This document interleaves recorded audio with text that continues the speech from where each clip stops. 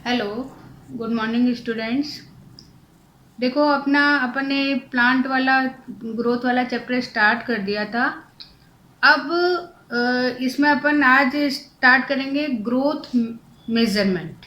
लेकिन उससे पहले मैं थोड़ा सा बच्चों से पूछ रही थी। कुछ बच्चों का मेरे पास आया था मैसेज कि मैडम अभी से रिवीजन स्टार्ट मत करो, पहले हमें कोर्स करवाओ उसके बाद में। तो आप मुझे संडे को बता देना ताकि मैं फिर उस तरीके से तैयारी करूं। अगर आपको रिवीजन करना है तो रिवीजन के हिसाब से, और अगर आपको वैसे क्योंकि अब मैं रिवीजन में भी स्टार्ट करूंगी जो जूलॉजी वाला चैप्टर्स हैं जो अपन ने करे थे स्किन और डाइजेशन वाले, तो वो मैं स्टार्ट करूंगी। तो मुझे एक बार बता देना ढंग से खुद आपस में बात करके कि क्या करना है ताकि मैं उस हिसाब से काम यहाँ पर करूँ। देखो कोर्स तो आपका कम होगा, लेकिन मेन चीज़ है कि हमें कोर्स से ज़्यादा अगर आपका नीट वगैरह में है तो वो चीज़ भी आप थोड़ी पढ़ लोगे। अब कोर्स का मुझे नहीं पता है कि कौन से चैप्टर में करवाऊँ कौन से चैप्टर में नहीं करवाऊँ, इसलिए थोड़ी सी दुविधा है। नहीं तो कोई दिक्कत ही नहीं थी। तो जो मुझे इम्पॉर्टेंट लगता जा रहा है उसको मैं कराते जा रही हूँ कि भाई हो सकता है कि ये चैप्टर्स ना हटें, क्योंकि अगर हटेंगे भी तो ये मान के चलो आप लोगों ने सिलेबस देखा है तो इकोनॉमिक बॉटनी वाले चैप्टर्स हैं, पॉपुलेशन के चैप्टर हैं, ये जो इस तरीके जो एपीकल्चर वगैरह के जो चैप्टर्स हैं, तो एनवायरनमेंट के चैप्टर, तो ये जो चैप्टर्स हैं वो शायद हो सकता है कि ना रहें। बाकी जो अपन प्लांट और एनिमल का जो इम्पोर्टेंट पार्ट अपन स्टार्टिंग के यूनिट में कर रहे हैं उनके हटने की संभावना नहीं है। फिर भी देखते हैं क्या होता है। तो ये आप मुझे सैटरडे या संडे, आज या संडे को आप मुझे बता देना, उस हिसाब से अपन तैयारी करेंगे। ठीक है, अब अपन आज स्टार्ट कर रहे हैं ग्रोथ मेजरमेंट। अब आपको कल दिखाई दिया था कि किस तरह से संख्या है, मतलब नंबर के हिसाब से हम देखते हैं कि किस तरीके से सेल बढ़ रही है, क्योंकि हमारे पास में वेट है उस हिसाब से। तो अब ये हम इसको मेज़र कैसे करेंगे। तो यहाँ पे देखो हमारे को मेज़र क्या क्या करना है। एक तो नंबर ऑफ सेल्स कि ये 10 है 50 है, तो वो अब ये नहीं है, अभी मैं आपको बताऊंगी कि वो कैसे चेक करते हैं। तो एक तो ये हो गया। दूसरा हमारे पास में साइज, कि जैसे मान लीजिए हमें लगता है आज प्लांट का स्टेम इतना बड़ा हो गया, आज इसमें फ्लावर आ गया, या इस तरीके से जब उसका साइज बढ़ता है तो आज छोटा फूल था कल थोड़ा और बड़ा हो गया, तो दूसरा हमारे पास में उसका साइज का है। तीसरा है उसका वेट का, कि मतलब भार कितना बढ़ा, तो वो वेट होगा कि धीरे धीरे जैसे अपन क्रॉप वगैरह है या जब कभी फ्रूट का आता है तो हम कहते हैं कल और, तो कल और वेट हो जाएगा। तो इस तरीके से, और फिर उसके बाद में हम लेंथ में कि हमने स्केल से या धागे से नाप लिया। तो इस तरीके से जो हमारे 4 क्राइटेरिया हैं जिनके आधार पे हम इसकी वृद्धि को मापते हैं या मेज़र करते हैं। अब इसमें देखो एक तो सिंपल मेथड है कि जैसे मान लीजिए पेड़ है, उस पेड़ को आपने स्केल से नाप लिया कि ये 1 मीटर है या 50 सेंटीमीटर है। तो एक तो सिंपल मेथड है जो कि आप स्केल या इंच टेप से उसको नाप सकते हो, सिंपल मेथड। उसके बाद में नेक्स्ट जो मेथड है वो मेथड है वृद्धि मापी द्वारा, और इस वृद्धि मापी को बोलते हैं ऑक्सिनोमीटर। और ये जो ऑक्सिनोमीटर है और ये जो एक्सपेरिमेंट है, ये एक्सपेरिमेंट आपका प्रैक्टिकल में भी है। तो ये इस तरीके के जो है इम्पोर्टेंट हो जाते हैं क्योंकि प्रैक्टिकल में भी है और वैसे भी है। तो ये यहाँ पर आपको ध्यान रखना है। तो ये जो आपको दिख रहा है ये ऑक्सिनोमीटर, इसमें क्या दिख रहा है आपको, एक तो प्लांट लगा हुआ है पॉट के अंदर, दूसरा इसमें जो है एक आपको इस तरीके से एक स्केल दिख रहा है और उस स्केल के ऊपर एक नीडल या सुई दिख रही है। तो यहाँ पे क्या है कि जो प्लांट है उस प्लांट से एक धागा लगा हुआ है, और वो धागा पुली जो होती है ना गोल गोल से, जैसे अपन कुएं वगैरह से जब पानी खींचते हैं तो उस पर भी लगी हुई होती है, तो वो जो पुली है वो लगी हुई है। अब ये जो धागा है ये धागा पुली से होके दूसरी तरफ जा रहा है, और दूसरी तरफ उसमें क्या लगा हुआ है, वेट। तो जैसे जैसे इस ये बढ़ेगा वैसे वैसे धागा ऊपर खींचेगा और वेट के कारण वो नीचे की तरफ जाएगा। अब ये जो स्केल है, स्केल के ऊपर क्या लगी हुई है, एक नीडल लगी हुई है, एक इंडिकेटर लगा हुआ है, तो इस पे स्केल बना हुआ है। अब आपको पता है कि जैसे मान लीजिए कि जब कम लंबाई थी तो ये 30 पे था, और जब थोड़ी लंबाई बढ़ी, वेट के कारण ये झुका, तो ये 30 से 40 पे आ गई।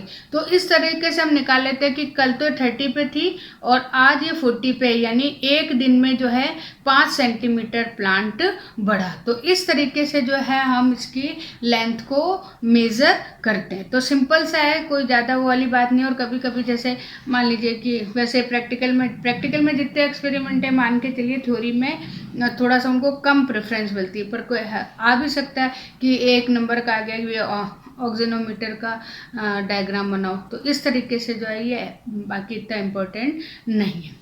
उसके बाद में फिर हमारे पास में वृद्धि दर को प्रभावित करने वाले कारक फैक्टर्स हैं कि कौन कौन से जो फैक्टर हैं वो ग्रोथ के लिए रिस्पॉन्सिबल है। हम सब चाहते हैं कि हमारा प्लांट बहुत जल्दी बढ़े, तो हमें पता होना चाहिए कि कौन कौन से फैक्टर पॉजिटिव हैं और कौन कौन से नेगेटिव हैं। अब इसमें देखो, सबसे पहले हमारे पास में आता है लाइट, सनलाइट।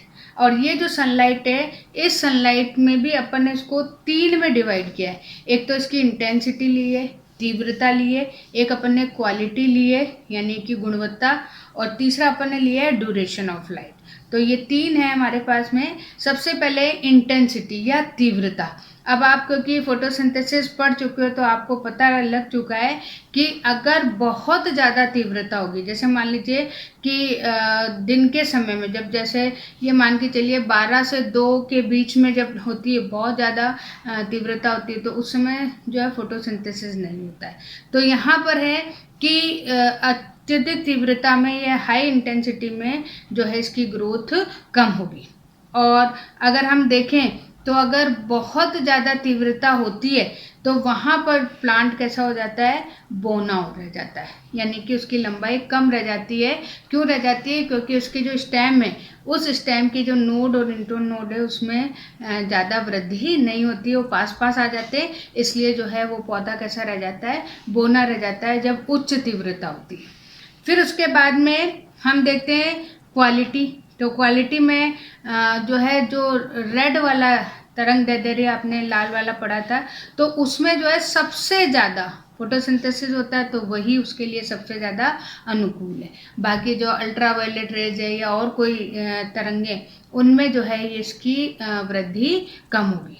उसके बाद में प्रकाश की अवधि, ड्यूरेशन ऑफ लाइट। और ये जो ड्यूरेशन ऑफ लाइट है, ये भी आपके आगे भी आएगा। इसको हम बोलते हैं दीप्तकाल या फोटो पीरियड। और इसी के अकॉर्डिंग हमने प्लांट्स को 3 कैटेगरी में भी डिवाइड किया हुआ है। एक तो है लॉन्ग डे प्लांट, दीर्घ दिवस पादप, जिसको ज़्यादा अवधि की आवश्यकता है। दूसरा होता है शॉर्ट डे प्लांट, जिसको कम की आवश्यकता होती है। और तीसरा होता है न्यूट्रल, उदासीन, जिसको कोई फर्क नहीं पड़ता है कितने टाइम उसको लाइट मिली है। तो इस तरीके से जो है अलग अलग अवधि के आधार पर यहाँ पर क्रिया होती है। अब यहाँ पे देखो, अगर ये अवधि अनुकूल नहीं होगी, सबसे ज़्यादा जो ड्यूरेशन है लाइट का, वो किस पे प्रभाव डालता है, फ्लावरिंग पे। तो फ्लावरिंग पे जो है आप देखोगे कि सर्दी के टाइम में आपको ज़्यादा वेजिटेबल मिलेगी, ज़्यादा फ्रूट मिलेंगे, ज़्यादा आपको फ्लावरिंग मिलेगी। तो उसका कारण यही है कि ये जो ड्यूरेशन है, ये जो क्या कहना चाहिए, प्रकाश की अवधि है, वो प्रकाश की अवधि अच्छी है प्लांट के लिए। इसलिए जो है यहाँ सर्दियों के टाइम में आपको फ्लावरिंग ज़्यादा मिलेगी। फिर उसके बाद में वाटर, जल।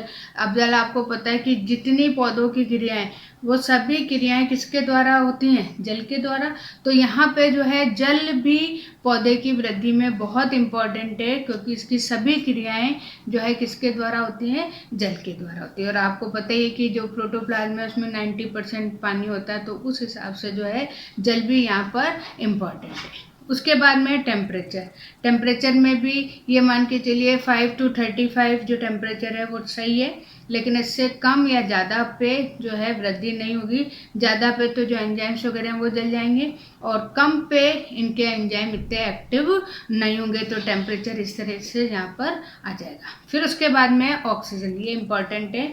तो ऑक्सीजन क्या है कि ऑक्सीजन जितनी भी बायोलॉजिकल प्रोसेस है, उन प्रोसेस के लिए बहुत ज़्यादा इम्पॉर्टेंट होती है। और उसके एक ये ध्यान आपको रखना है कि ये जो विभव ऊर्जा है, उस ऊर्जा को गतिज ऊर्जा में यानी कि जो पोटेंशियल एनर्जी है उसको काइनेटिक एनर्जी में चेंज करती है। तो ये इसका सबसे ज़्यादा इम्पॉर्टेंट होता है। फिर उसके बाद में